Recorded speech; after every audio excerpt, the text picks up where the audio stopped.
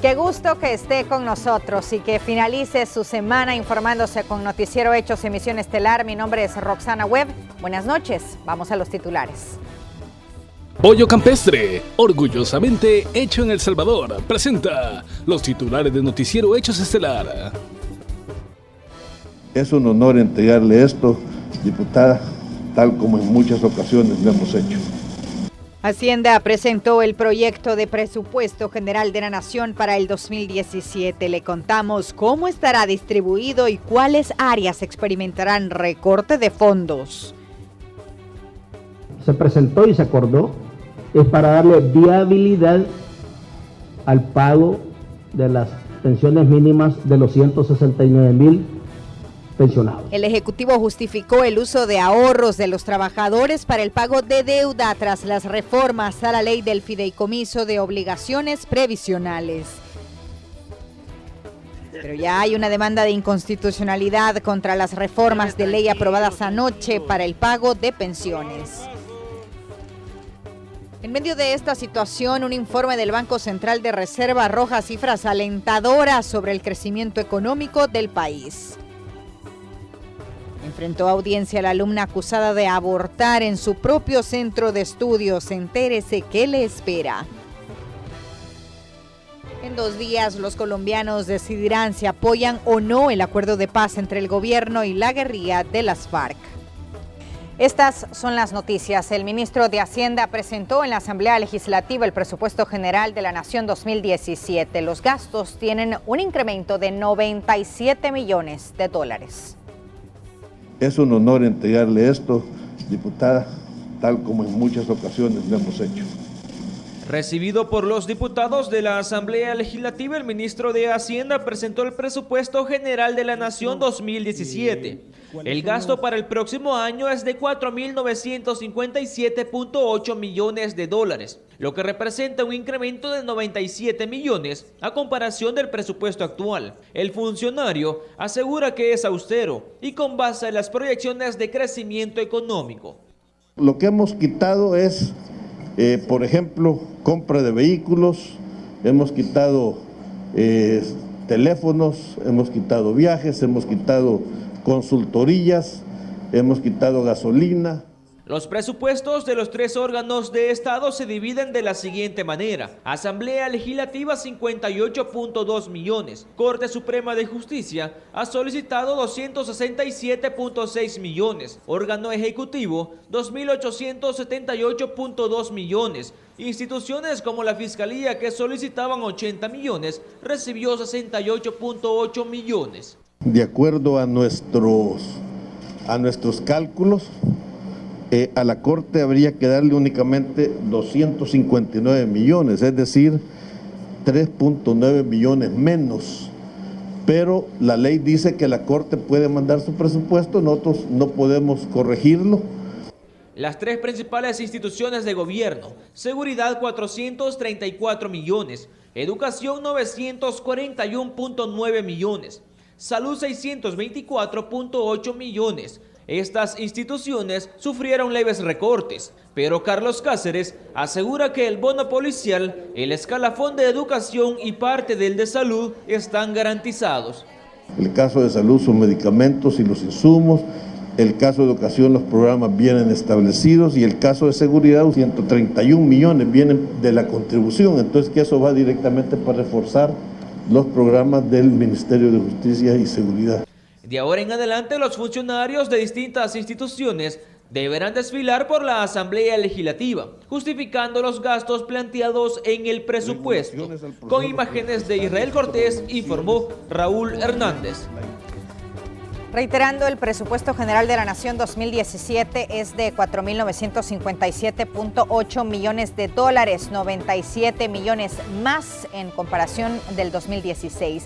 Se divide de la siguiente manera en los 3 órganos de Estado: Asamblea Legislativa 58.2 millones de dólares, Corte Suprema de Justicia 267.6 millones, el Ejecutivo 2.878.2 millones, y para el caso de algunas carteras el presupuesto de seguridad es de 434 millones, de educación 941.9 millones, de salud 624.8 millones, Fiscalía 68.8 millones y la Corte de Cuentas 49.9 millones. Y tras la presentación del presupuesto vinieron los cuestionamientos de los diputados de diversos partidos políticos. Con esos papeles, con esos números que el ministro ha presentado, eso no puede servir de alimento a la población. Arena fue el primer partido político en reaccionar tras la presentación del presupuesto general de la nación, cuestionando desde el financiamiento de los 4.957.8 millones, la austeridad, gastos innecesarios y cómo un presupuesto similar al del año anterior puede mejorar la vida de los salvadoreños. Hemos pedido nosotros que hubiera una disminución significativa, importante, en los bienes y servicios. Pedimos que se eliminaran los gastos en viajes, en vehículos, en celulares, en todos aquellos gastos superfluos. Diputados como Mario Ponce del PCN esperaba mayor presupuesto para la Fiscalía, que obtendrá 68 de los 80 millones solicitados. Por tanto, luchará para entregarle mayor presupuesto al Ministerio Público, aunque el gobierno califique como leve el incremento de 97 millones a comparación del año anterior. A su parecer, las cifras debieron reducirse. Hubiera querido que el presupuesto hubiera venido por lo menos con unos 200 millones de dólares menos, que es el déficit. Porque si ese déficit lo venimos acarreando, vamos a estar teniendo que hacer algunas reformas al presupuesto en el transcurso del 2017. En defensa del gobierno sale la presidenta de la Asamblea Legislativa, Lorena Peña. Sostiene que es un presupuesto que se adecúa a las necesidades de la población, destacando que para el próximo año no tendrán problemas para el pago de las pensiones por las reformas aprobadas recientemente. Es una reforma para dar garantía del pago de las pensiones de este año y el próximo año y da un espacio para que nos sentemos a replantearnos la reforma de pensiones que será, esperamos, de más largo alcance en la medida que logremos un acuerdo. Según Hacienda, el presupuesto está financiado con ingresos propios, préstamos ya aprobados y la ayuda internacional, pero Arena desde ya dijo que no dará sus votos. Con imágenes de Israel Cortés, informó Raúl Hernández. Por cierto, más presupuesto pide el Sindicato de Trabajadores del Fondo Solidario para la Salud, FOSalud, para fortalecer diversas áreas y garantizar mejores salarios a los empleados. Un pliego de peticiones reivindicativas. Esto, repito, porque como trabajadores no gozamos de ningún beneficio en la institución.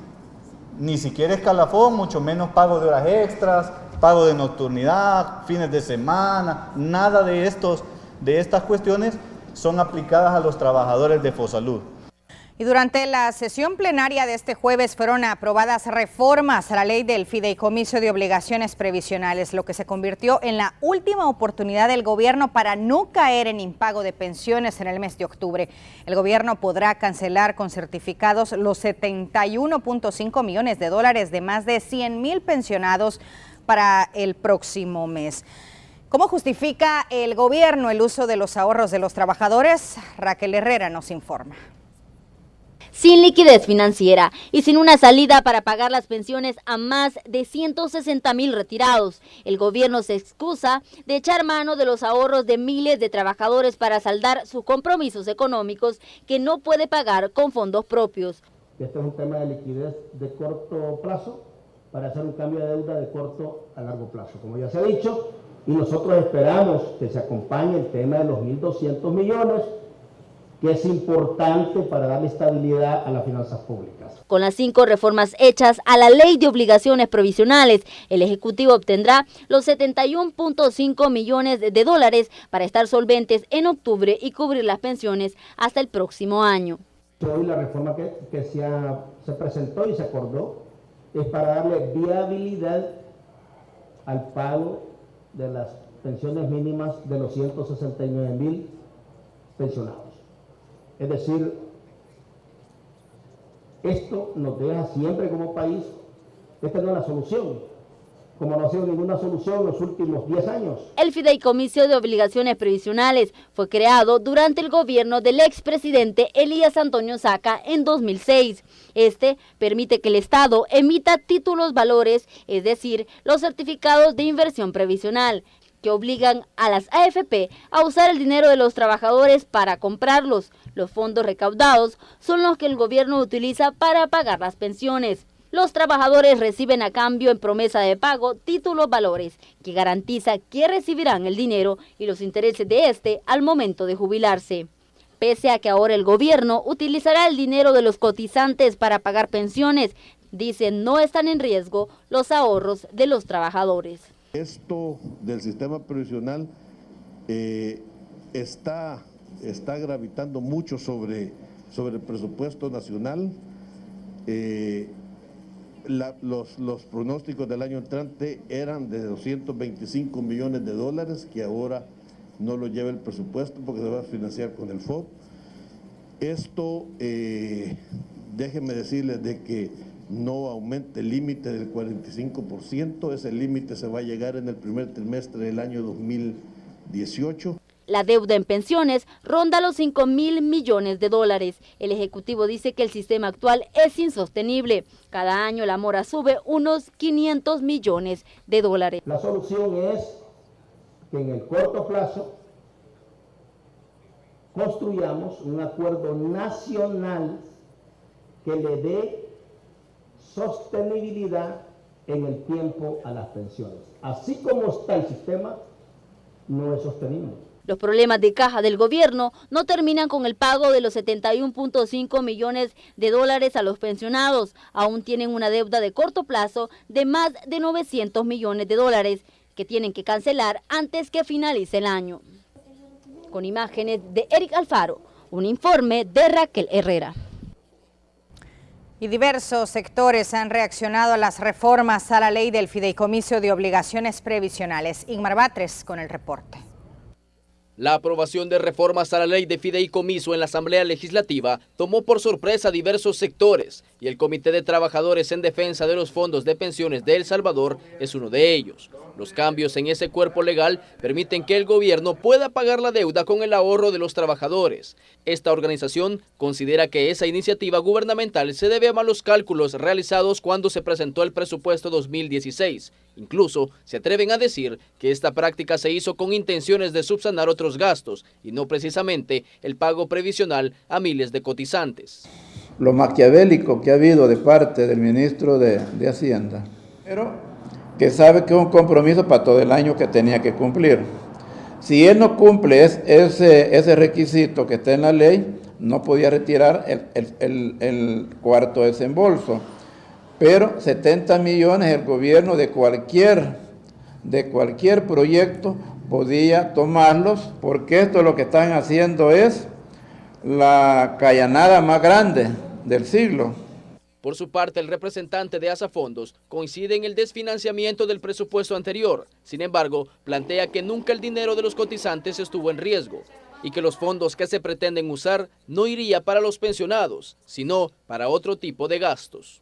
El fideicomiso, además de servir para pagar las pensiones del ICE y el IPEP, ahora también va a servir para que el Estado ya no ponga dinero para pagar los intereses y la amortización de capital. Una obligación adicional para los trabajadores de financiar al Estado. Antes lo financiaba para pagar las pensiones del ICE y el INPEP. Ahora es para pagar las pensiones del ICE y el INPEP y para financiar el endeudamiento del Estado. La aprobación que permitiría al Ejecutivo tomar dinero de las cotizaciones tendría grandes repercusiones en las pensiones de los trabajadores. Así como el gobierno lo está planteando, entre un año no va a haber dinero para pagar a los trabajadores ningún tipo de beneficio ni las pensiones. Que los salvadoreños lo vamos a ver o lo vamos a ver realizado, que nuestro ahorro de pensión se va a invertir cada vez más de forma obligatoria en unos instrumentos de muy bajo rendimiento, que lo que va a significar es que las pensiones van a ser sumamente bajas. Ambas organizaciones ya hablan de presentar ante la Sala de lo Constitucional de la Corte Suprema de Justicia recursos de inconstitucionalidad por las reformas aprobadas con 46 votos y dispensa de trámite en la Asamblea Legislativa. Con imágenes de Gonzalo Tejada, informó Inmar Batres. Y justo un día después de la aprobación de las reformas de ley, el director legal de la ANEP llegó a la Corte Suprema de Justicia para interponer una demanda de inconstitucionalidad. Al final de cuentas, vamos a terminar con papeles, con títulos, y los fondos de pensiones se van a terminar. Y las personas que pretendan pensionarse con sus ahorros, no va a haber dinero para hacerlo. Y bajo esta afirmación, y sin haber pasado 24 horas de la aprobación de la reforma a la ley de fideicomiso de obligaciones previsionales, la Asociación Nacional de la Empresa Privada llegó a la Corte Suprema de Justicia a presentar un recurso de inconstitucionalidad por la decisión de los 46 diputados de la Asamblea Legislativa. Como ya no tiene para pagar, ya no tenía para pagar la cuota, que son los 71 millones de dólares, el gobierno está haciendo uso de nuestros fondos de pensiones para pagar la cuota que nos debe. Esto significa que si la reforma persiste, y hoy ya no solo va a ser para pagar deudas de otros pensionados del sistema público, sino que también la reforma prevé la posibilidad de pagar los intereses de la misma deuda, el fondo de pensiones se va a ir eliminando poco a poco. La ANEP presenta el recurso de esta forma porque quiere que la sala se pronuncie, pero reconoce que el gobierno necesita dinero. Nosotros en la demanda le decimos a la sala que la suspensión no proceda contra esta emisión. Nosotros le pedimos que suspenda, pero la siguiente emisión. ¿Qué significa esto? Es que estos 71 millones de dólares se deberían de dar para no caer en posible crisis económica, en posible subida de precios y otros efectos económicos que puede tener. Agregan que se violenta el artículo 50 y el 144 de la Constitución, ambos enfocados a brindarle un retiro digno a los salvadoreños. A su parecer, el tema debió ser más estudiado y debatido en el primer órgano del Estado. Estas obligaciones o empréstitos que se dan por emisión de títulos valores requieren 56 votos.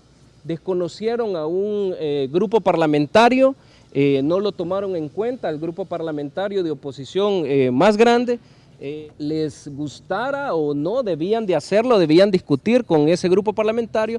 ¿Por qué? Porque la Constitución así la ordena. La ANEP reitera que el hoyo fiscal en el que se encuentra el gobierno es el resultado del mal manejo de los recursos. El gobierno en turno es el que ha tenido mayores ingresos en donaciones internacionales y es el gobierno que ha tenido mayores ingresos en impuestos. Con imágenes de Roberto Martínez, informó Antonio Valladares. Hablando de fondos y el pago de deudas, representantes de municipalidades solicitaron al gobierno agilizar la entrega del FODES, que ya lleva varios meses de retraso. No es un secreto que las finanzas del Estado son finanzas precarias. Autoridades del Instituto Salvadoreño de Desarrollo Municipal, ISDEM, urgieron al gobierno tomar medidas para solventar los problemas financieros que enfrentan. Y no es para menos, el Ministerio de Hacienda les adeuda más de 28 millones de dólares del Fondo para el Desarrollo Económico y Social de los Municipios de El Salvador, FODES, desde el mes de agosto. Si tiene problemas financieros el gobierno central, imagínense los gobiernos locales también cómo estarán, ¿verdad? Que tienen que honrar créditos, tienen que honrar proveedores, tienen que pagar los servicios de recolección de desechos sólidos. Es decir, entendemos la problemática, pero también pedimos que así como se le deposita de manera puntual la transferencia a la Asamblea Legislativa y a la Corte Suprema de Justicia, también sea así el manejo de estos fondos. 906 préstamos que poseen las municipalidades están a punto de caer en mora por la falta de fondos, pero además no contar con el FODES a tiempo también afecta a empleados. El 25% de la asignación mensual que se les transfiere a las alcaldías es para gastos administrativos y planillas. Ya he recibido varias llamadas telefónicas de los alcaldes del país y muchos de ellos tienen ya problemas para cubrir la planilla de sus empleados que vence este día y que manifiestan que para la próxima semana, de seguir este atraso, incluso llegarían hasta parar labores algunos de ellos. Son 15 millones de dólares en obras que corren riesgo de ser paralizadas por el incumplimiento de pago. De allí el llamado a que los sectores políticos se pongan de acuerdo y buscan entendimientos para hacer efectivo el traslado de los fondos lo más pronto posible. Que los diferentes partidos políticos representados en la Asamblea Legislativa piensen en sus alcaldes, piensen en sus municipios, piensen en la cantidad de obras, ya que los proveedores dejarán de prestarles el servicio por el incumplimiento del pago. Entonces, que también dejen de pensar en sus intereses partidarios. El ISDEM lo único en lo que se puede comprometer es que una vez recibiendo esa transferencia sea de la manera más ágil para no afectar a las municipalidades.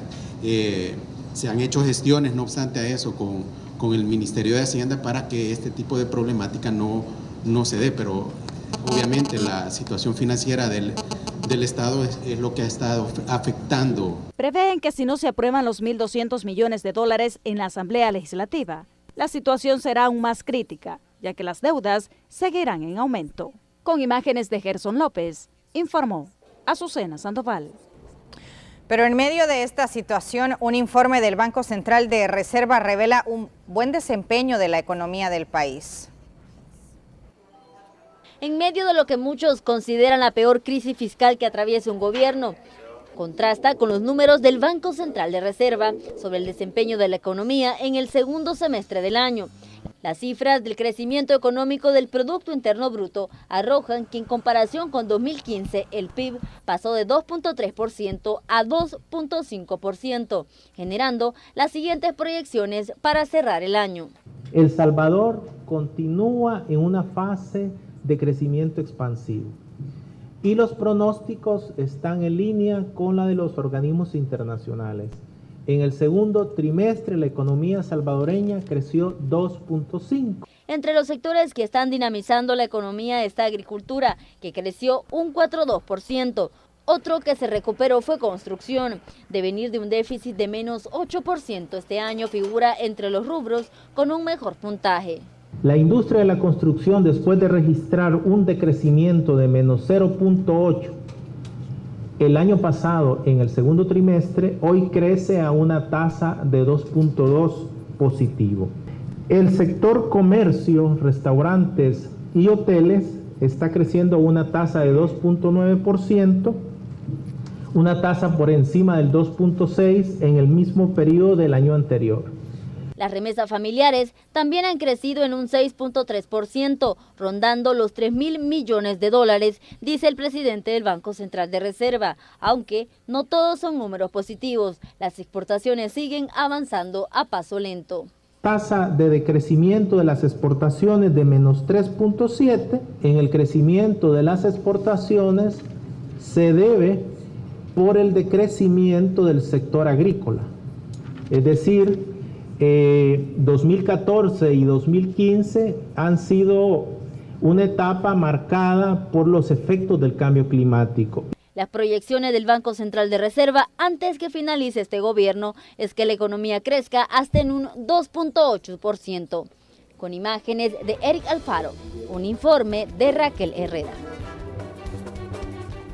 Vamos ahora a nuestra sección Hechos en Redes. Vamos a ver el movimiento de algunas de nuestras publicaciones en nuestra página de Facebook. Y vamos a comenzar con esta, que es una de nuestras emisiones. De hecho, lo que transmitíamos anoche en vivo, noticiero Hechos Estelar. Recordarles que nosotros compartimos ahí todos nuestros noticieros en esa red, en esa plataforma, para que usted nos esté sintonizando. Y aprovecho el momento también para saludar a toda la gente que nos está escribiendo y está comentando de los diferentes temas que le hemos mostrado. 657 me gusta, 179 comentarios, 18 veces compartida esta emisión y además un alcance, es decir, la cantidad de personas que vieron esta publicación, que nos vieron anoche en Facebook, 77.566 personas que se informaron a través de esa plataforma digital. La segunda publicación es otra de nuestras emisiones, en este caso Hechos Mediodía, 456 me gusta, 170 comentarios, 18 veces compartida y además un alcance de 68.623 personas que vieron a Jennifer Valle informando a la población de los hechos más más importantes a través de Facebook. Vamos ahora con la tercera publicación de la sección Hechos en Redes. Nosotros ahí compartimos, además de noticias nacionales e internacionales, temas de salud, datos curiosos del espectáculo, noticias de los deportes, y en este caso hablamos de temas de salud, las infecciones en las vías urinarias, que es un padecimiento muy frecuente y a cualquier edad. Una nota muy interesante, 349 me gusta, un comentario 26 veces compartida y además un alcance de 46.670 personas que vieron esta publicación. Recuerde que nos puede ver a través de las diferentes redes sociales. Estamos en Facebook, en Twitter y también en Instagram como Noticiero Hechos. Ahí lo tenemos en pantalla.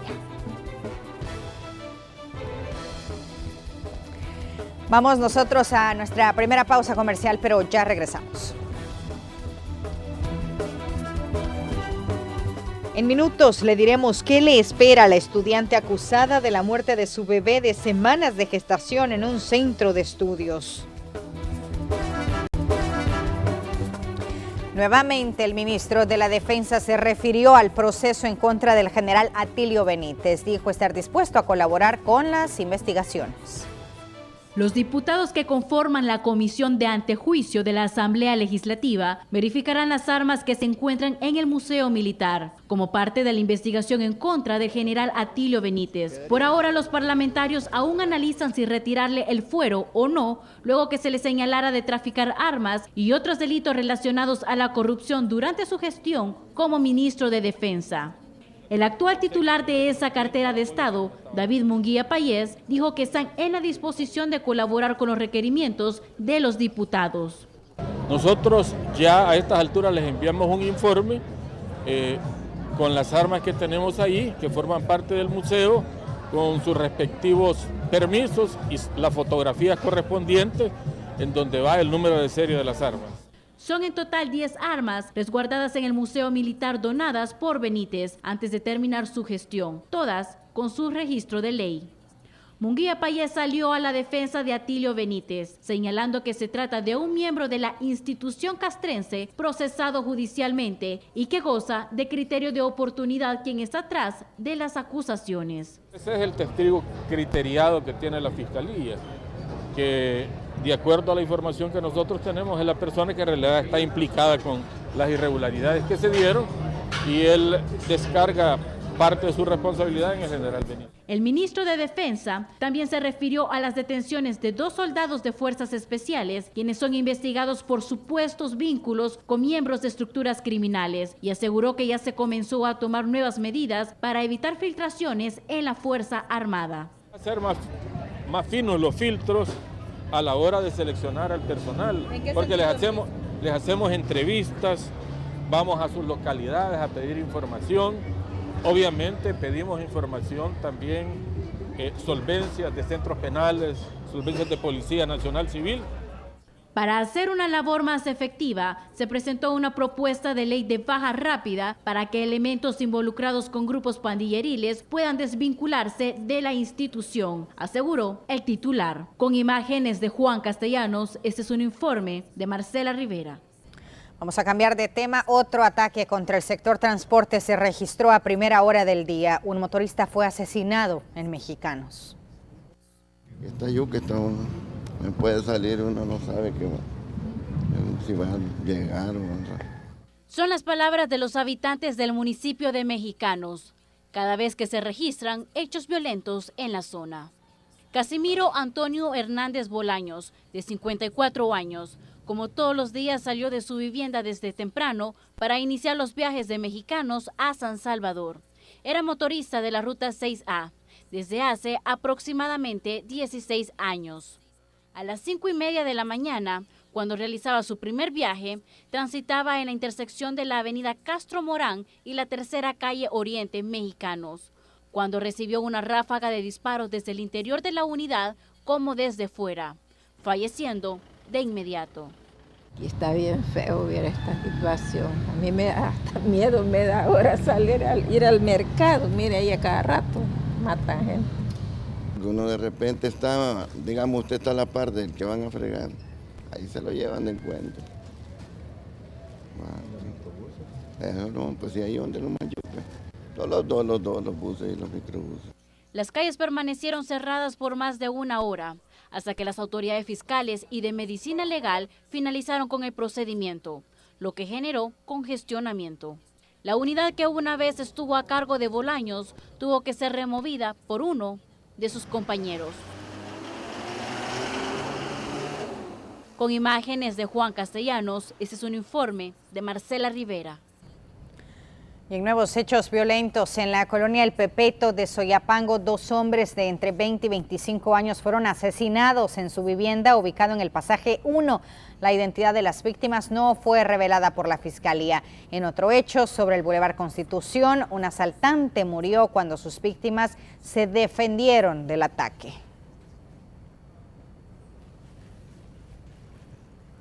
Y la Fiscalía General de la República solicitó la instalación de una audiencia especial para determinar el futuro de la joven que dio a luz en el centro educativo Damián Villacorta.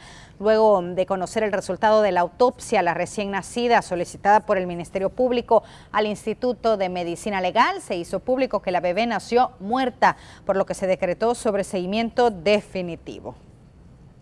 Habíamos solicitado, ¿verdad?, la representación fiscal una audiencia especial, ya que se contaba con el resultado de la autopsia médico-legal en el cual se establecía la causa de muerte. Y en ese sentido renunciamos al plazo de instrucción, solicitamos esta audiencia para pedir de forma responsable que se dictara un sobreseimiento de carácter definitivo en base al artículo 350, numeral 1 del Código Procesal Penal a favor de la joven Peñate. ¿Esto por qué el sobreseimiento? En virtud de que la autopsia establece como causa de muerte anencefalia, es decir, ausencia de cerebro. La niña no respiró al nacer, entonces la inmadurez fetal es la causa básicamente pues, de muerte porque no pudo respirar. Todo esto es incompatible con la vida. ¿No se argumentó el por qué ella quiso ocultar el cuerpo de la bebé? No. Únicamente era para nosotros solicitar un sobreseimiento de carácter definitivo a favor de ella. Y en información que se ha generado hace un momento, el Juzgado Cuarto de Paz de San Salvador decretó detención para David Peña y 3 acusados más por el homicidio del joven músico Juan Carlos Cruz Quintanilla. Este hecho ocurrió en julio pasado en la colonia Escalón. Hoy se desarrolló la audiencia en contra de los sospechosos. Y el Boulevard Venezuela fue escenario de un accidente de tránsito que dejó 3 lesionados, entre ellos José Ortiz, quien fue rescatado por los cuerpos de socorro luego de quedar atrapado en su vehículo tras ser impactado por un pick-up que invadió el carril. El tráfico en la zona se complicó. El accidente cubrió 3 de los 4 carriles de la vía que conecta con el oriente del país. Otro accidente de tránsito ocurrió esta mañana en la intersección del Paseo General Escalón y la 79 Avenida Sur. El saldo fue una persona lesionada. Según versiones, el conductor del vehículo responsable del percance se encontraba bajo los efectos del alcohol. Íbamos bajando acá de la, no sé qué dirección es esta, la 79, hicimos el alto porque estaba en rojo para nosotros. No había vehículo aquí detenido ni nada. Entonces cuando ya nos dio el verde, nos cruzamos y el señor venía unos 10 metros arriba, pero en vez de detenerse, no se detuvo, sino que más aceleró y fue que nos golpeó. Las noticias del acontecer empresarial se las mostramos a continuación. La red de cooperativas Fedecases, en esta ocasión como parte de la campaña de posicionamiento e imagen, es patrocinador del seminario interactivo Negociando como un Fenicio, impartido por el Dr. Javid Chaimon Nicolás, reconocido conferencista y asesor empresarial y gubernamental desde hace más de 2 décadas. Este año Avon, la compañía para la mujer, celebra 15 años consecutivos de apoyar la lucha contra el cáncer de mama y realizará el próximo 30 de octubre su tradicional caminata contra el cáncer. Esta campaña está destinada a recaudar fondos para apoyar a la Liga contra el Cáncer de El Salvador y el lema de este año es "La meta está en ti". Con los fondos donados por Avon a lo largo de 15 años, muchas pacientes con cáncer han recibido su tratamiento integral en el Instituto del Cáncer. 11ª rifa anual a beneficio del programa Evangelizadores de Tiempo Completo. Esta rifa se realizará con el motivo de recaudar fondos para las diversas necesidades del Programa de Evangelizadores de Tiempo Completo de la Fundación Centro de Formación de la Fe. con el objetivo de informar y hacer conciencia sobre los daños físicos y psicológicos que ocasionan los artefactos pirotécnicos en las personas que lo manipulan, el Fondo Solidario para la Salud, FOSalud, entregó al Ministerio de Educación 400.000 trípticos y 25.000 afiches que contienen recomendaciones para prevenir este tipo de lesiones. Vamos ahora a invitarlos para que no se pierdan este lunes la entrevista de Noticiero Hechos. Manuel Burgos estará hablando con Raquel Caballero, procuradora de Derechos Humanos, sobre los retos durante su gestión. Recuerde, este lunes es esta entrevista a las 6:30 de la mañana por Canal 12.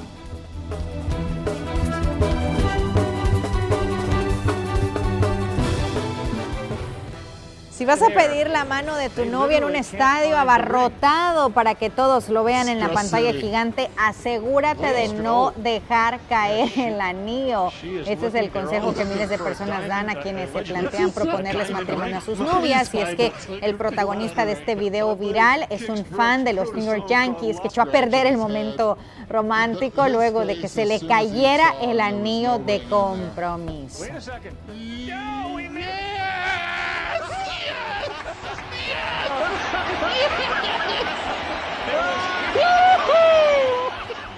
En minutos le hablaremos del costo millonario de los divorcios en el mundo de los famosos.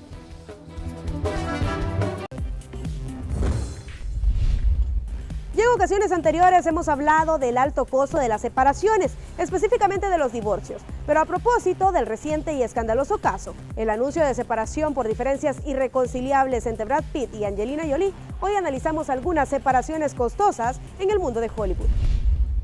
Robin Denise Moore y Mel Gibson se casaron en Australia antes de que Mel se hiciera sumamente famoso. Después de 31 años, Denise le pidió el divorcio en 2011 y recibió $425 millones. Ann Torv y Rupert Murdoch, la periodista británica y el empresario estadounidense, se casaron en 1962, varios años de matrimonio, y Torv le pidió el divorcio en 1998. Fue recompensado con el acuerdo más alto de la historia de Hollywood, $1.700 millones. Maria Shriver y Arnold Schwarzenegger se casaron en 1986, 25 años de matrimonio, y ella le pidió el divorcio. La suma comprometida por la separación fue de $200 millones. El divorcio entre Madonna y Guy Ritchie fue de mutuo acuerdo y Madonna recibió $92 millones y una casa de campo. Poner fin a una relación es difícil y no siempre se puede evitar el sufrimiento emocional, pero el divorcio puede causar un sufrimiento económico igualmente devastador.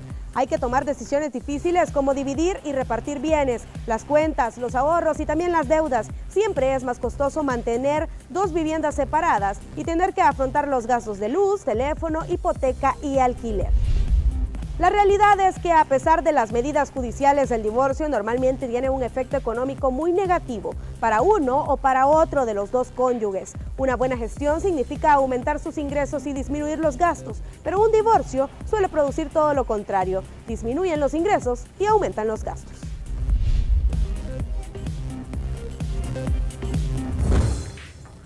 Con los seguros en Banco Agrícola y el respaldo de ACE Suiza Vida, una empresa de Sura, me siento más tranquilo porque garantizo la seguridad de mi familia ante cualquier eventualidad.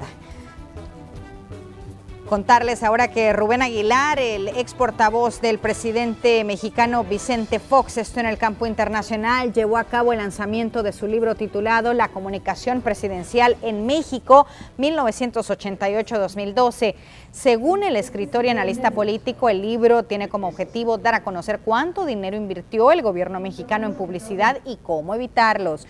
Sostiene que las ideas expuestas en el libro pueden ser utilizadas en cualquier país.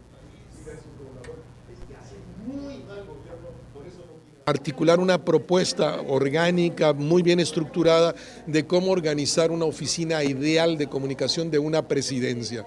Y vale, obviamente, para México, un país de 120 millones de gentes y de 2 millones de kilómetros cuadrados, pero también valdría para un país como El Salvador, de 7, 8 millones de gentes y 20,000 kilómetros cuadrados, porque cambia la dimensión de la geografía, cambia la dimensión de la población, pero la tarea para un presidente en un país como El Salvador o en un país como México es la misma, y la tarea de la oficina de comunicación es la misma.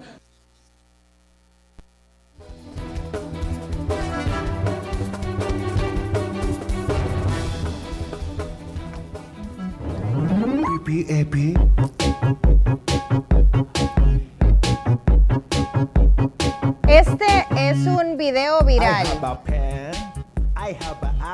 Pineapple Pie es el nombre de la canción y tiene más de 23 millones de vistas.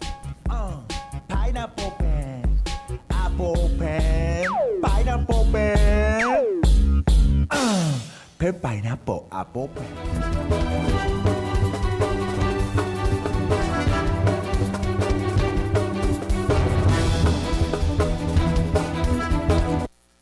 Porque la protección comienza en el hogar.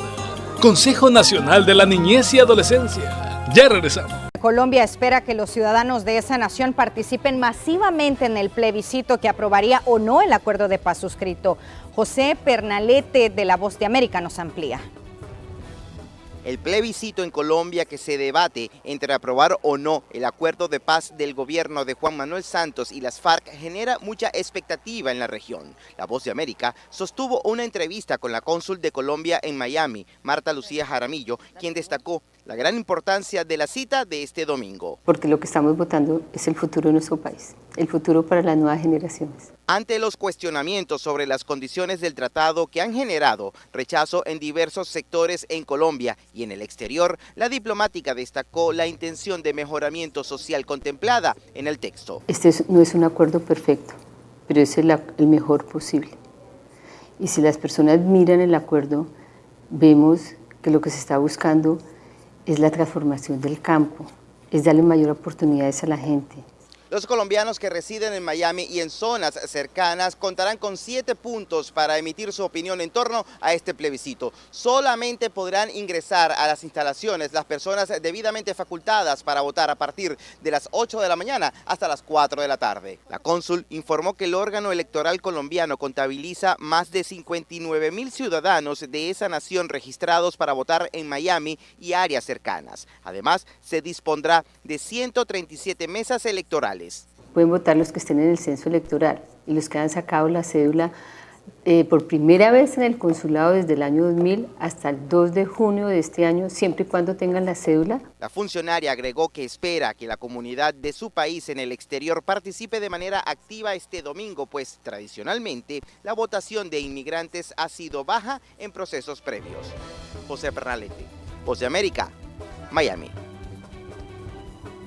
El huracán Matthew se convirtió este viernes en un potente ciclón de categoría 4 con vientos máximos de 115 millas por hora y se mueve por el mar Caribe en dirección al oeste. Los pronósticos meteorológicos no descartan que Matthew toque tierra en Estados Unidos. Se espera que gire en dirección noreste en la noche del sábado y que no se fortalezca en las próximas 48 horas.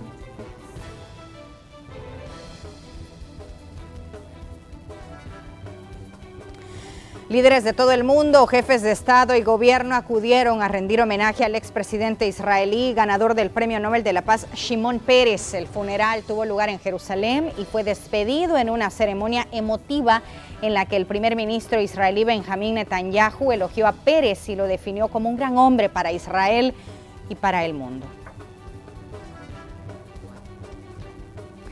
Veamos ahora otras noticias internacionales en la siguiente cápsula, Infobae. Bienvenidos a Infobae en 60 segundos. Colombianos marcharán contra el acuerdo con las FARC en la gran toma de Bogotá. Encabezada por los exgobernantes Álvaro Uribe y Francisco Santos, la manifestación se realizaría en vísperas del plebiscito que supondría el fin de 52 años de conflicto armado. El número de desempleados en Brasil llegó al récord de 12 millones en el trimestre concluido en agosto de este año. El dato emitido por el Instituto Brasileño de Geografía y Estadísticas coincide con la mayor recesión registrada por el país en las últimas décadas. Durante su visita a Georgia, el Papa Francisco aseguró que estamos en un mundo sediento de paz. La providencia divina ha querido que nos encontremos de nuevo, dijo el sumo pontífice tras reunirse con el patriarca Elías II. 4 años de suspensión al arquero que le fracturó el cráneo a un rival. Claudio Abarca, del General Velázquez de la Tercera División de Chile, fue castigado tras patearle la cabeza a un jugador. En Francia, un cliente indignado rompió todo lo que encontró en un Apple Store. El joven dijo estar descontento porque a su juicio la empresa viola los derechos de los consumidores. Para más información visita infobae.com, síganos en nuestras redes sociales.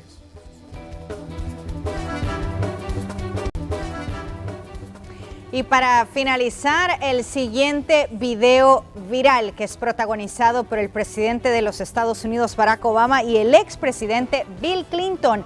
Vamos, Bill, tenemos que irnos a casa. Las palabras podrían haber sido pronunciadas por cualquiera que conozca a alguien de nombre William y que estuviera entretenido con algo. Sin embargo, los protagonistas de esta historia fueron nada más y nada menos que Obama y Bill Clinton. Fue luego de que decenas de líderes del mundo asistieran al funeral de Estado que Israel ofreció para el expresidente y premio Nobel de la Paz Shimon Peres, muerto a los 93 años el pasado miércoles. La escena se vivió en la escalinata del Air Force One, mientras Obama, con las mangas en su camisa levantadas, con un nudo en la corbata flojo y muy informal, esperaba al expresidente demócrata, quien se había quedado dialogando debajo del avión. Impaciente, Obama salió del avión, se arrimó a la escalinata y volvió a gritarle: tenemos que irnos a casa. En ese momento Clinton interrumpió su diligencia y arribó estrechando la mano del presidente de los Estados Unidos.